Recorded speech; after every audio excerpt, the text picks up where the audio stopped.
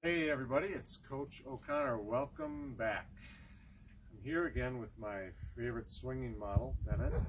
And in our last series of videos, we talked about a lot of the fundamentals of the swing, starting with the stance and everything that followed. Now we're going to get into a little more detail about mistakes people make while they're hitting, things that steal power, things that cause inconsistent hits, and we're going to show you how to fix all of those.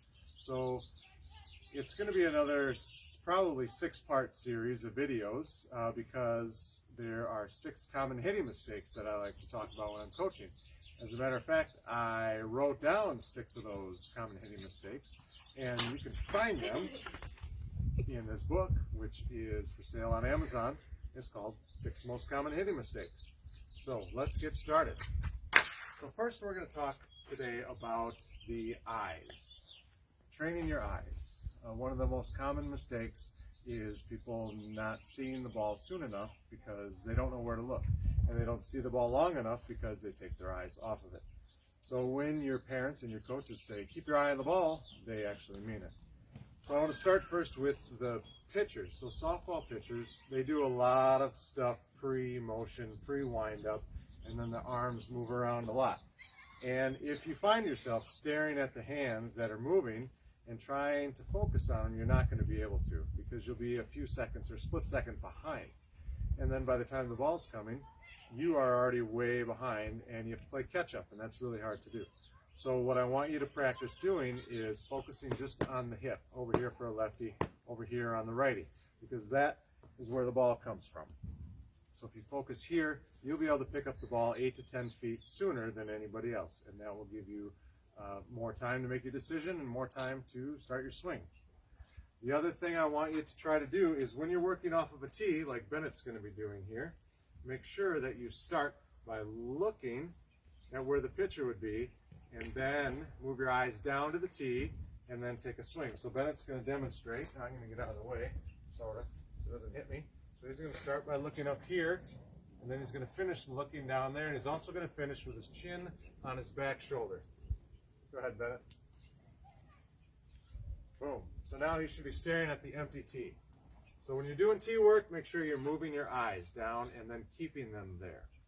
The other thing that's really important to do when you are taking a pitch, a lot of people have a habit of matching their body to the bad pitch. So for example, if there was a low pitch, his load and step might look like this.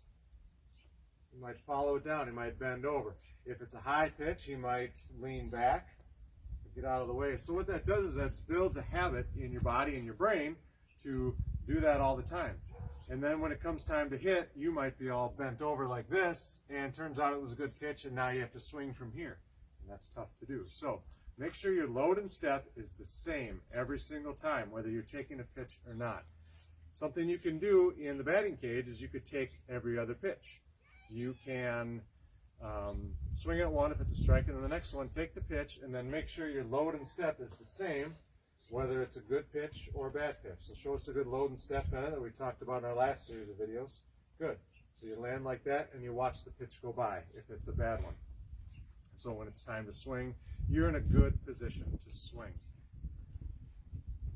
So now we're going to give you some drills and stuff you could do with the tee and with the net to help you with all this stuff.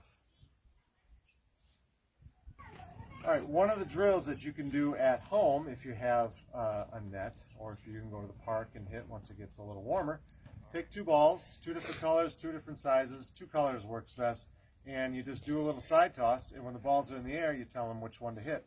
So he really has to focus his eyeballs on these to see the one that you tell him to hit. I'm going to demonstrate for you. Ready? White. Good. We'll do it one more time. I got another set here. Ready? One more.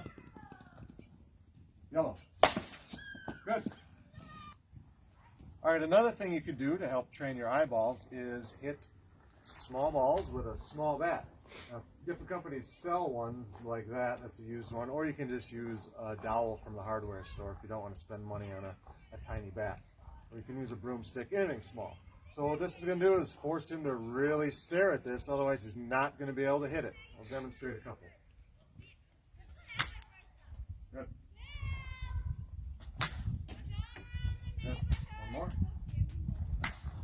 Good.